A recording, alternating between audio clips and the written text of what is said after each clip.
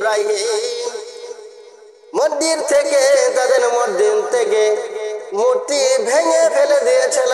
আর আমরা ইব্রাহিমের উত্তরসূরি হইয়া বাংলাদেশের প্রতিটা মোড়ে মোড়ে মূর্তি আমরা তৈরি করে দিয়েছি। তাহলে আমরা কি করলাম? জাতির পিতা ইব্রাহিম মূর্তি ভেঙে ফেলে দিয়েছে, আর আমরা তার উত্তরসূরি মূর্তি বানাইছি। এই স্বৈরাচারী শাসক যখন বাংলাদেশের প্রতিটি মোড়ে মোড়ে মূর্তি বানাইতে লাগছিল, তখন আলেম ওলামারা বাধা দিয়েছে। সর্বশেষ কিন্তু বাংলাদেশের তৌহিদি জনতা, ছাত্র সমাজ সকলেই কিন্তু যখন তাদের বিবেকে বাধা দিল, শেষ প্রান্তে কিন্তু বাংলাদেশের প্রতিটি মোড়ে মোড় মোড় থেকে কিন্তু মূর্তিগুলো ভেঙে ফেলে দিয়েছে। আজ যেই স্বৈরাচারী শাসক কোটি কোটি টাকা খরচ করে, আমাদের পকেটের টাকাগুলো খরচ করে তার বাবার মূর্তি বানাইছিল, সেই মূর্তিগুলো আজ বাংলাদেশ থেকে ধূলিসাৎ করে দেওয়া হয়েছে।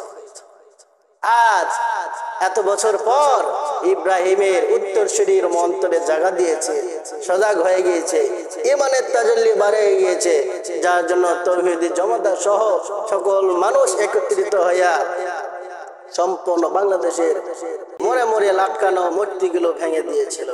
শুধু তাই নয়, একটা শিক্ষা প্রতিষ্ঠান বিশ্ববিদ্যালয়ের সামনে এত অশ্লীল একটা মহিলার মূর্তি লটকায় দিয়েছিল, বানায় আর রেখেছিল, যে মূর্তিটা নিয়ে সর্বক্ষণ পার্লামেন্টে পর্যন্ত, সংসদ ভবনে পর্যন্ত কথা হয়েছিল, এই মূর্তিটা রাখা যাবে না। এই মূর্তিটা দেখলে অনেকের ঈমান দুর্বল হয়ে যায়। অনেক ছেলেমেয়েরা এই মূর্তিটা দেখলে অন্তরের মধ্যে অশ্লীলতা জেগে ওঠে, এই মূর্তিটা এখানে রাখা যাবে না। শেষ পর্যন্ত ক্ষমতার জোরে, নিজেদের দাপটে, শরীরের অহংকারে তারা কিন্তু সেই মূর্তিটা রেখে দিয়েছিল। আর সেই মূর্তিটাও আলহামদুলিল্লাহ ভেঙে ফেলে দেওয়া হয়েছে। যাওয়ার সময় বললেন, ইব্রাহিম যেহেতু তুমি যাবে না, তাহলে তুমি বেদ থাকতেছো বাড়িতে, তুমি থাকি আমাদের ওই কেন্দ্রীয় মন্দিরে, তুমি পাহাড় মন্দিরে যাও, আর মন্দিরে আমাদের যে দেবদেবীগুলো আছে তাদেরকে পাহারা দাও। এমন তো মুহূর্তে টিপুর ইব্রাহিম পয়গম্বর বললেন, ঠিক আছে তোমরা যাও। এই বলার পরে সকলে যখন মেলার মধ্যে চলে গেল, আর ইব্রাহিম পয়গম্বর ধীরে ধীরে মন্দিরের দিকে আগাই গেল। মন্দিরে যাওয়ার পরে এবার দেখতেছেন, হাই হাই, মন্দিরের মধ্যে ঢুকে কতগুলো মূর্তি, কত রকমের মূর্তি, আর কত ছোট বড় মেধ সাজ বড় লিডার সকলেই রয়েছে এক মূর্তি ভাবে দাঁড়াই রয়েছে। কেউ বা হাত আলোক করে আছে, কেউ বা হাতের মধ্যে তরবারি নিয়ে দাঁড়াই রয়েছে। এমন ভাবে এক এক রকম মূর্তিগুলো এক এক রকম ভাবে সাজাইয়া রেখে দিয়েছে তারা মন্দিরের মধ্যে। এবার ইব্রাহিম পয়গম্বর ঢুকে দেখতেছেন, হাই হাই, এত মূর্তি, এত রকমের প্রভু তাদের রয়েছে, আর এত রকমের প্রভুর কাছ থেকে তারা কত কিছু চাইতো। একটা প্রভুর কাছে যাই চাইতো যে আমাকে সন্তান দাও, আরেকটা প্রভুর কাছে যায় চাইতো আমাকে বিদ্যা দাও, আরেক প্রভুর কাছে যায় চাইতো আমাকে ধন সম্পদ দাও, আরেক প্রভুর কাছে যাইতে চাইতো আমাকে সুস্থ রাখো। কত প্রভু তাদের, প্রভুর কোনো ঠিক ঠিকানা নাই। ইব্রাহিম পয়গম্বর এবার সকল মূর্তিগুলোকে দেখার পরে তিনি দেখতেছেন সবগুলো মূর্তির সামনের মধ্যে রাখা রয়েছে সুন্দর করে প্লেট, অনেকগুলো প্লেট সাজাইয়া ওই প্লেটের মধ্যে কত রকমের ফল ফলাদি খাওয়ার জন্য দিয়েছে মূর্তিকে। কাকে দিয়েছে? মূর্তিকে খাওয়ার জন্য ফল ফলাদি দিয়েছে, কত রকমের সুস্বাদু খাবার দিয়েছে। আজ বাংলাদেশের কিছু নাদান আছে, বাড়ির গাছের প্রথম নারকেলটা আগে ওই খাজা বাবার দরবারে দিয়ে আসে, আছে কি না?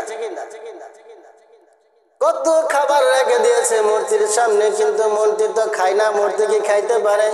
খাইতে পারে না। এবার মূর্তিগুলোকে কাছে গিয়ে ইব্রাহিম পয়গম্বর বলতেছেন, তুই নাকি আমাদের এই বর্তমানে পৃথিবীর নাকি তোরা নাকি খোদা, খাস না কেন এত সুন্দর সুন্দর খাবার খা? এই দেখো মালটা কত সুন্দর সুন্দর, এই দেখো বাদানা কত সুন্দর সুন্দর, খা। বলতেছে খা, খাই, মূর্তি খাই না। এবার বলতেছে খাবি না তো বল, কেন খাবি না সেটা বল। এত সুন্দর সুন্দর খাবার তোকে দেওয়া হয়েছে, কেন খাবি না? এই খাবারটা তুই কেন খাবি না সেটা আগে বল। মূর্তি কথা কয় না, খাবারও খায় না, মূর্তি কেন খাবে না সেইটাও মূর্তি বলে না। এবার বলতেছে তুই কথাও বলতে পারিস না, তুই খাইতেও পারিস না, তুই নিজে চলতেও পারিস না, তুই নড়তেও পারিস না, এমন কি তোরা গায়ের উপর মাসি মশা পরে খেদা হইতেও পারিস না। তাহলে তুই নিজেই যেহেতু নড়তে পারিস না, চড়তে পারিস না, কথাও বলতে পারিস না, তাহলে তুই কেমনে করে পৃথিবীর জমিনের যে মানুষগুলো যারা রয়েছে তাদেরকে তুমি বাঁচাইবা, তাদেরকে তুমি ভালো উপদেশ কেমন করে দিবা? কখনোই তুমি খোদা হইতে পারো না। এই বলিয়া ইব্রাহিম পয়গম্বর একে একে সম্পন্ন মূর্তিগুলোকে ভাঙতে লাগলেন। ভাঙতে ভাঙতে ভাঙতে ভাঙতে সবার শেষে মেজো সেজো সবার গুলো সব মূর্তিগুলোকে ভাঙা শেষ হয়ে গেল। এবার গেল সবার বড় লিডার, যাই দেখতেছে হাইয়া বড় একটা অস্ত্র ত্রিশূল নিয়ে দাঁড়াই রয়ে গিয়েছে। ইব্রাহিম পয়গম্বর এবার বলল, না না না, এই বড়টাকে মারা যাবে না, ভাঙাও যাবে না, এই বড়টাকে আমি রেখে দিব। রেখে দেওয়ার পরে ইব্রাহিম পয়গম্বর যেই কুড়ালটা নিয়ে মূর্তিগুলো ভাঙেছিল, ওই কুড়ালটা নিয়ে গিয়ে ওই যে ত্রিশূল একটা অস্ত্র নিয়ে হাতের মধ্যে নিয়ে দাঁড়াই রয়েছে, ওই বড় মূর্তিটার ঘরের মধ্যে এইভাবে দিয়ে দিল কুড়ালটা। এরপরে মেলা থেকে সকল মানুষ যখন ফিরে আসলো, ফিরে আসার পরে দেখতেছে হাই হাই এটা কি কারবার, আমাদের একটা খোদাও তো জীবিত নাই, কারো নাক ফাটা, কারো হাত ভাঙ্গা, কারো পাও ভাঙ্গা, কারো মাথা আবার কাত হয়ে আছে, এক একজন মূর্তির এক এক রকম ভাঙ্গা চূড়া। সকলেই পারাশানি হয়ে গেল, এটা কে করতে পারে? এরকম ভাবতে ভাবতে এক পর্যায়ে বলে দিল, এইটা আমাদের বাদশার মন্ত্রী, মন্ত্রীর ছেলে ইব্রাহিমের সারা কারো কাজ না। আমরা সকলে গিয়েছিলাম, একমাত্র যায় না ইব্রাহিম। তাহলে আপনি আমি চিন্তা করে দেখেন আমরা কি করতেছি। আমরা তো সেই ইব্রাহিমের উত্তরসূরি, আমরা ইব্রাহিমের উত্তরসূরি, আমাদের জাতির পিতা ইব্রাহিম খলিলুল্লাহ, ইব্রাহিমের উত্তরসূরি হইয়া আমরা কি করেছি? বাংলাদেশের প্রত্যেকটি মোড়ে মোড়ে যে ইব্রাহিম মন্দির থেকে, তাদের মন্দির থেকে মূর্তি ভেঙে ফেলে দিয়েছিল, আর আমরা ইব্রাহিমের উত্তরসূরি হইয়া বাংলাদেশের প্রতিটা মোড়ে মোড়ে মূর্তি আমরা তৈরি করে দিয়েছি। তাহলে আমরা কি করলাম?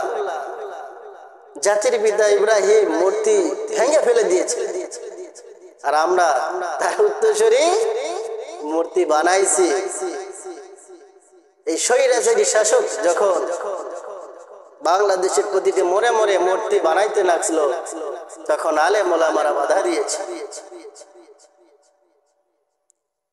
সর্বশেষ কিন্তু বাংলাদেশের তৌহিদি জনতা, ছাত্র সমাজ সকলেই কিন্তু যখন তাদের বিবেকে বাধা দিল, শেষ প্রান্তে কিন্তু বাংলাদেশের প্রতিটি মোড়ে মোড় মোড় থেকে কিন্তু মূর্তিগুলো ভেঙে ফেলে দিয়েছে। আজ যেই স্বৈরাচারী শাসক কোটি কোটি টাকা খরচ করে, আমাদের পকেটের টাকাগুলো খরচ করে তার বাবার মূর্তি বানাইছিল, সেই মূর্তিগুলো আজ বাংলাদেশ থেকে ধূলিসাৎ করে দেওয়া হয়েছে। আজ এত বছর পর ইব্রাহিমের উত্তরসূরির মন্তরে জায়গা দিয়েছে, সজাগ হয়ে গিয়েছে, ইমানের তাজাল্লি বাড়ে গিয়েছে, যার জন্য তৌহিদি জমাদার সহ সকল মানুষ একত্রিত হইয়া সম্পূর্ণ বাংলাদেশের ওই যে মোড়ে মোড়ে লাটকানো মূর্তিগুলো ভেঙে দিয়েছিল।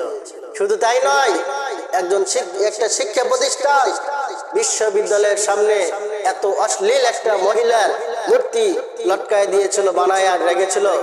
যে মূর্তিটা নিয়ে সর্বক্ষণ পার্লামেন্টে পর্যন্ত, সংসদ ভবনে পর্যন্ত কথা হয়েছিল এই মূর্তিটা রাখা যাবে না। এই মূর্তিটা দেখলে অনেকের ঈমান দুর্বল হয়ে যায়। আর অনেক ছেলেমেয়েরা এই মূর্তিটা দেখলে তাদের অন্তরের মধ্যে পরমন্ত্র জেগে ওঠে, অন্তরের মধ্যে অশ্লীলতা জেগে ওঠে। এই মূর্তিটা এখানে রাখা যাবে না। শেষ পর্যন্ত ক্ষমতার জোরে, নিজেদের দাপটে, শরীরের অহংকারে তারা কিন্তু সেই মূর্তিটা রেখে দিয়েছিল। আর সেই মূর্তিটাও আলহামদুলিল্লাহ ভেঙে ফেলে দেওয়া হয়েছে। ইব্রাহিম সম্পন্ন মূর্তিগুলা ভেঙে ফেলে দিয়েছে। সকলে বাড়িতে ফিরে এসে দেখতেছেন মূর্তিগুলা ভাঙা। এমন তো মুহূর্তে সকলেই বললো এটা ইব্রাহিমের ছাড়া অন্য কারো কাজ নাই। ইব্রাহিম তুমি বলো কেন ভাঙিছ, মূর্তিগুলো কেন ভেঙে ফেলে দিয়েছ? আজ কিন্তু বিদেশিরা বলতেছে মূর্তিগুলো কেন ভাঙা হলো। ইব্রাহিম আলাইহিস সালাম এবার বলতেছেন মূর্তিগুলো কেন ভেঙেছি? তোমরা সেই মূর্তি তোমাদের ওই প্রভুগুলোর কাছ থেকে যাই শোনো। এবার বলতেছেন না না না, তুমি যদি না বলো আমাদের বাদশার কাছে আমরা বিচারে দেব। যেই কথা সেই কাজ। বাদশা নমরুদের কাছে গিয়ে বিচার দিয়ে দেওয়া হলো।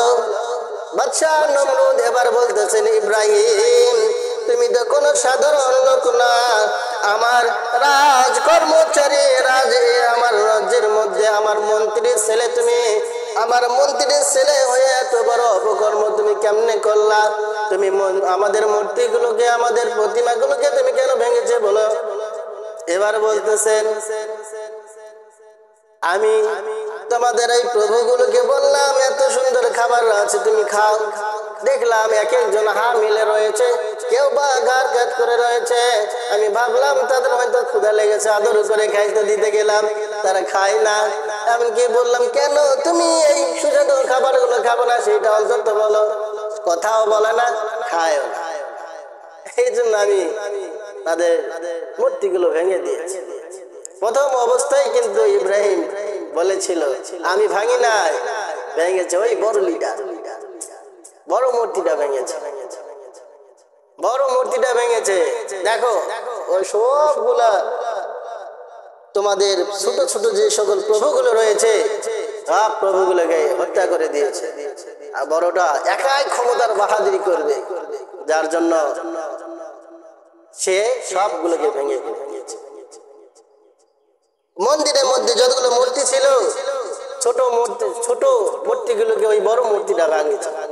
কারণ বলতেছে যে ক্ষমতা নিয়ে যখন ক্ষমতার চেয়ার নিয়ে কামড়াকামড়ি বাড়াবাড়ি করে দিল, তখন ভাবলো না এদেরকে আর বেঁচে রাখা যাবে না, এদেরকে যদি বেঁচে রাখি তাহলে আমার ক্ষমতা কমে যাবে।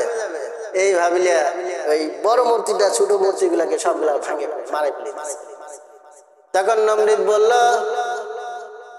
এখনো কিন্তু দুনিয়ার জামানায় যখনই তার ক্ষমতার চেয়ার নিয়ে একটু কারাগিরি হয়ে যায় তখনই তাকে গুম করে দেওয়া হয়।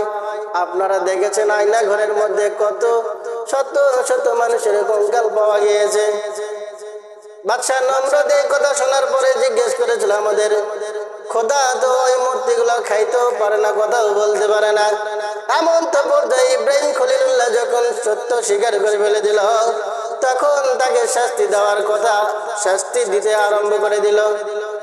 তাহলে চিন্তা করে দেখুন আমরা কোন নবীর উত্তরসূরি। এতদিন বাংলার জমিনে আমরা মুখ ফুলিয়ে পর্যন্ত বলতে পারতাম না আমাদের জাতির পিতা ইব্রাহিম খলিলুল্লাহ। আজকে বাংলাদেশের সবচেয়ে বড় যে একটি ভবন রয়েছে, যে সেতুটি রয়েছে, সেই সেতুটির নামকরণ হয়ে গিয়েছিল, নাম রাখা ছিল জাতির পিতা বঙ্গবন্ধু এক্সপ্রেস। সেইটার নাম পাল্টে দিয়ে জাতির পিতা ইব্রাহিম আলাইহিস সালাম এক্সপ্রেস রেল হয়ে গিয়েছে।